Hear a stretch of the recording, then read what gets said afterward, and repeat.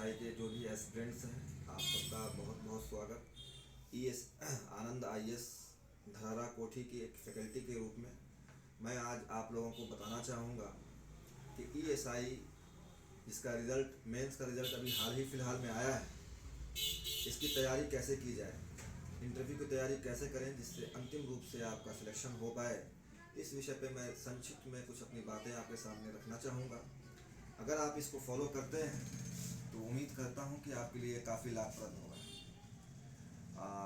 इसमें मैं अपने पर्सनल अनुभवों को भी शेयर करूँगा, क्योंकि आज से लगभग 10-12 साल पहले जब मैं यूपीएससी के इंटरव्यू दे रहा था, जिसमें मेरा सिलेक्शन भी हुआ अंतिम रूप से, तो क्या इंटरव्यू के मेरे अनुभव हैं उसको भी मैं आपके समक्ष शेयर करना चाहूँगा, जिससे आपको लाभ मिले।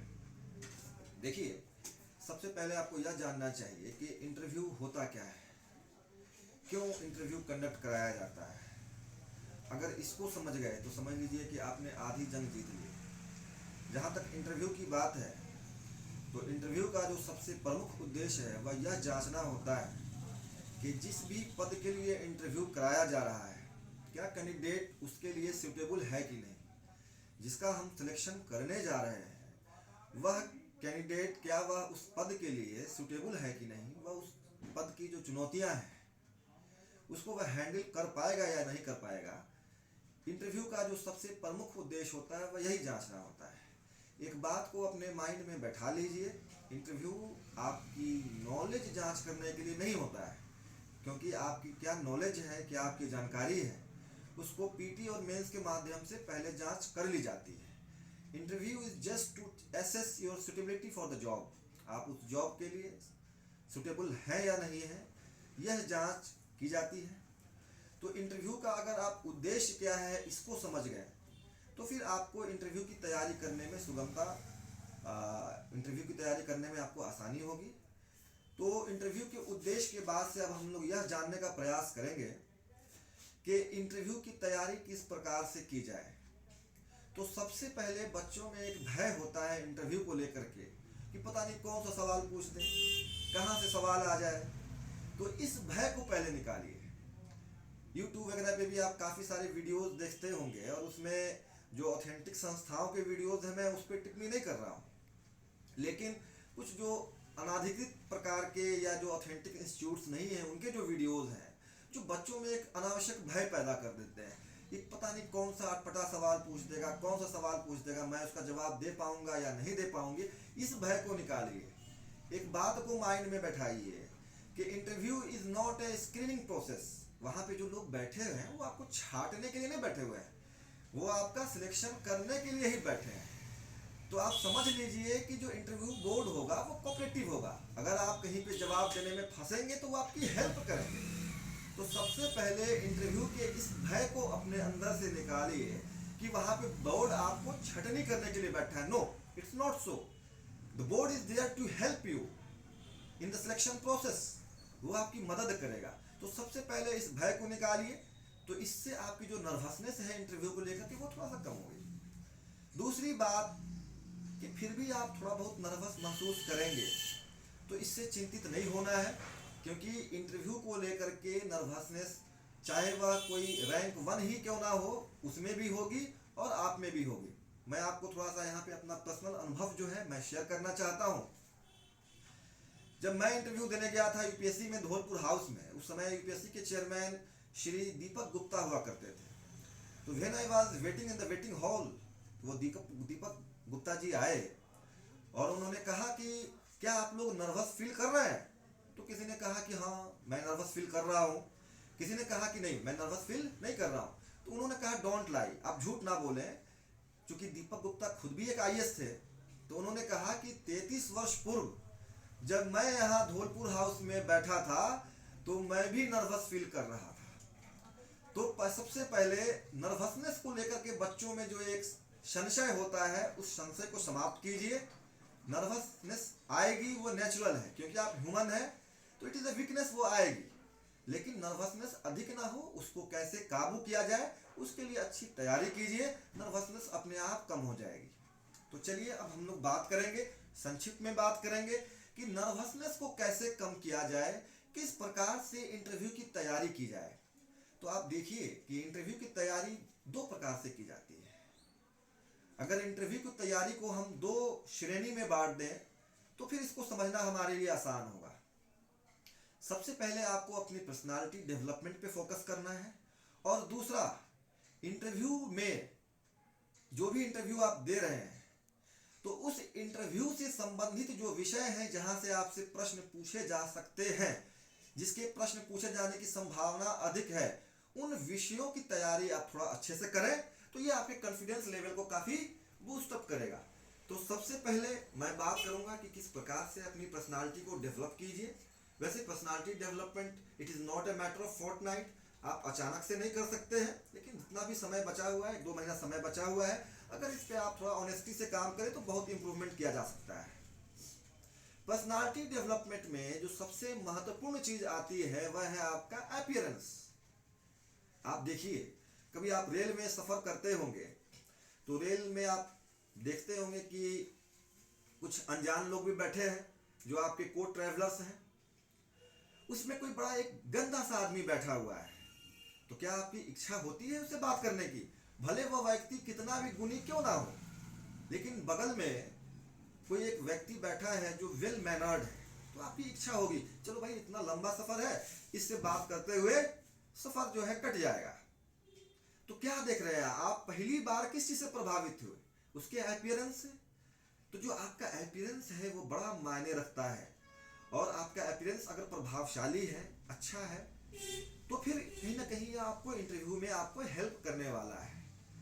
तो प्रश्न अब उठता है कि अपीयरेंस में कौन कौन सी बातों का ध्यान रखा जाए।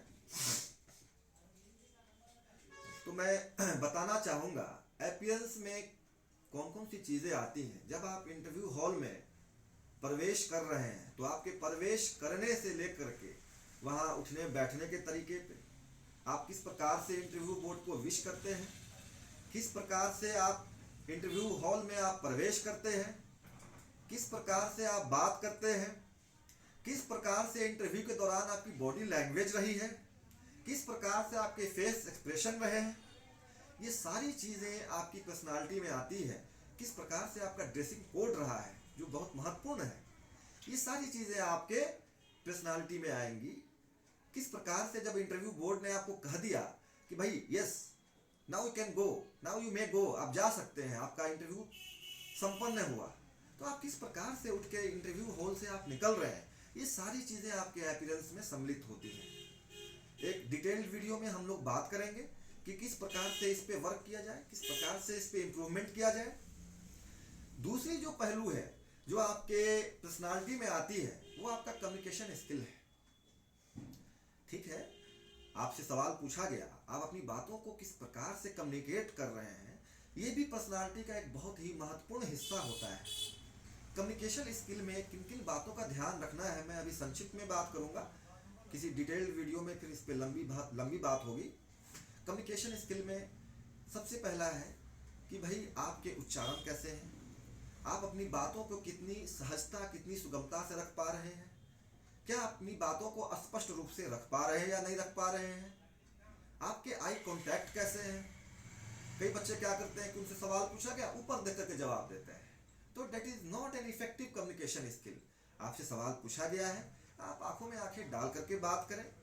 एक बात और है जो बच्चे अक्सर गलती करते हैं, मैंने अक्सर देखा है, सवाल किसी इंटरव्यू बोर्ड के किसी मेंबर ने पूछा, बच्चे उसी की ओर देखते हुए सारा जवाब फिनिश कर देते हैं। No, it's not proper. अगर सवाल आपसे कोई भी इंटरव्यू बोर्ड पूछ रहा है, वो सवाल किसी एक सदस्य का हो सकता है, लेकिन वो जवाब पूरे इंटरव्यू बोर्ड का होता है, और आपको जवाब जब भी देना है तो आपको पूरे इंटरव्यू बोर्ड को संबोधित करते हुए जवाब देना है। तो आपको ध्यान रखना चाहिए कि जब आप जवाब दे रहे हैं तो आपका आई कांटेक्ट थोड़े थोड़े समय के लिए सभी इंटरव्यू बोर्ड के मेंबर्स के साथ होना चाहिए। ऐसा नहीं कि जिसने पूछा बस उसी को देख करके आपने जवाब दे दिया। हाँ, ये अलग बात है कि जिसने सवाल पूछा है ज्यादा देर आपका आई कांटेक्ट उसी से होना चाहिए, बट थोड़ा थोड़ा समय के लिए आप सभी इंटरव्यू बोर्ड के मेंबर से आपके आई कांटेक्ट होने चाहिए। ठीक है, कम्युनिकेशन स्किल में एक और बहुत महत्वपूर्ण चीज आती है कि सवाल को समझना। मान लीजिए कि मैंने आपसे सवाल कुछ पूछा और जो जवाब मैं चाह रहा हूं आपने वो जवाब नहीं दिया, कोई दूसरा जवाब दे दिया, तो वो मेरे किस काम का? मुझे खाना है आम, आप इमली दे रहे हैं, वो मेरे किस काम का? भले वो इमली कितनी अच्छी क्यों ना हो, बहुत एक्सपोर्ट क्वालिटी क्यों ना हो, बट वो हमारे किसी काम का नहीं है। तो आपको ध्यान रखना चाहिए कि इंटरव्यू बोर्ड ने जो सवाल पूछा है पहले उसको समझिए, उसको एनालाइज कीजिए। सवाल पूछा कुछ, बच्चे अक्सर ये गलती करते हैं, सवाल पूछा जाता है, सवाल को समझते नहीं है, सवाल समाप्त हुआ तुरंत उत्तर शुरू कर दिया। No, it is wrong way. सवाल को सुनिए, 1-2 मिनट उस पर वेट कीजिए, समझिए, उसके बाद से आप माइंड में एक फ्रेम कीजिए कि इसका क्या उत्तर होना चाहिए। सवाल के डिमांड के हिसाब से आप उत्तर दें, जो सवाल पूछा जा रहा है वही जवाब दे। इसमें एक बात और ध्यान रखना है कि जितना पूछा जा रहा है उतना ही बोलिए और वही बोलिए। कई बच्चे क्या करते हैं कि जो पूछा गया है वो तो बोल दिया, सोचते हैं कि इंटरव्यू बोर्ड को थोड़ा सा इंप्रेस कर दें, उसके अतिरिक्त भी कुछ बातें बोल जाते हैं। तो ये भी बड़ा नेगेटिव इम्पैक्ट। ऑफिसर का मतलब होता है टू द पॉइंट, जो पूछा जाए वो बोले, जो ना पूछा जाए वो ना बोले। तो आप ध्यान रखिए जब भी आप जवाब दे रहे हैं कि जो सवाल पूछा जाए आप उसी पे फोकस कीजिए, उसी को जवाब दीजिए, और जो ना पूछा गया है उसको बिल्कुल भी ना बोलें। तो इससे आपकी जो कम्युनिकेशन स्किल है वो काफ़ी इफेक्टिव हो सकती है। इसके साथ साथ जहाँ तक कुछ और भी चीज़ें हैं जिसपे हम लोग कम्युनिकेशन स्किल पे बातें करेंगे, तो इसके लिए अलग से वीडियो बनाया जाएगा। अब संक्षिप्त में वीडियो समाप्त होने के पहले मैं कुछ टॉपिक्स की बात करना चाहता हूँ। मैंने शुरू में ही बताया कि इंटरव्यू की जो तैयारी आप करेंगे तो 2 चीज़ों पे, पर्सनालिटी डेवलपमेंट और कुछ सिलेक्टिव स्टडी करनी है जहाँ से सवाल आपसे पूछे जाएंगे। तो पर्सनालिटी डेवलपमेंट में मैंने संक्षिप्त में बात की है। मैं कुछ ऐसे टॉपिक्स की बात करना चाहता हूँ जहाँ से आपके सवाल मेनली फोकस्ड हो सकते हैं। तो सबसे पहले आपका जो जॉब प्रोफाइल है, आप एक ईसाई के रूप में आपका सिलेक्शन होना है, तो उससे संबंधित जानकारी आपको प्राप्त करनी चाहिए। लेकिन उससे भी जो पहले एक महत्वपूर्ण विषय है जहाँ से आपसे सवाल पूछे जाएंगे और अधिकांश सवाल वहीं से केंद्रित रहेंगे, वो आपका बायोडाटा है। बायोडाटा पे आपको अच्छे से फोकस करना है। बायोडाटा पे किस प्रकार से तैयारी करनी है इसके बारे में डिटेल्ड वीडियो एक बाद में बनाया जाएगा। बट आप इतना समझें कि you have to work very hard and very smartly on your biodata. जहाँ जहाँ से सवाल पूछे जाने की अधिक संभावना है उस पर काम करें। उसके बाद से ईएसआई का जो वर्क प्रोफाइल है उससे संबंधित जानकारी प्राप्त कीजिए। जो सिलेबस आपका ईएसआई, पीटी और मेंस में रहा है उस सिलेबस की अच्छी जानकारी होनी चाहिए। जो नोटिफिकेशन निकला था उसकी जानकारी होनी चाहिए, और जो पीटी और मेंस में आपने पढ़ा है थोड़ा बहुत उसकी भी जानकारी होनी चाहिए। वहाँ से भी सवाल पूछे जा सकते हैं। राष्ट्रीय, अंतर्राष्ट्रीय और क्षेत्रीय स्तर के जो महत्वपूर्ण विषय हैं, स्पेशली जो बिहार के महत्वपूर्ण मुद्दे हैं, जो बिहार की महत्वपूर्ण चुनौतियाँ हैं, उस पर आपकी प्रमुखता से जानकारी होनी चाहिए। ठीक है, अंतर्राष्ट्रीय रिलेशन से भी कुछ हल्के फुल्के जो इश्यूज हैं उसको पढ़ लीजिए। न्यूज़पेपर पे आपकी अच्छी पकड़ होनी चाहिए। जिस दिन भी आपको इंटरव्यू देना है कम से कम उससे 2 महीने के जो पहले के जो न्यूज़पेपर्स हैं, जो उसके एडिटोरियल हैं, उस पर अच्छे से पकड़ बनाइए। कुछ मैगजीन्स मैं रिकमेंड कर रहा हूँ, फ्रंटलाइन, इंडिया टुडे, इसमें भी कुछ महत्वपूर्ण इश्यूज़ हैं, इसको आप देख सकते हैं। अगर आप ऐसा करते हैं तो आपको निश्चय ही इंटरव्यू में आपको हेल्प मिलेगा। और इसके विशेष समय समय पे आनंद आईएएस के द्वारा वीडियोज आते रहेंगे, उसको देखते रहिए। अगर आपको लगता है कि नहीं कुछ आपको और पूछना है, जो इस इंटरव्यू जो आज मैंने इंटरव्यू के लिए आपके लिए वीडियो बनाई, इसमें कुछ और भी पूछना है तो आप कमेंट कर सकते हैं। Thank you so much.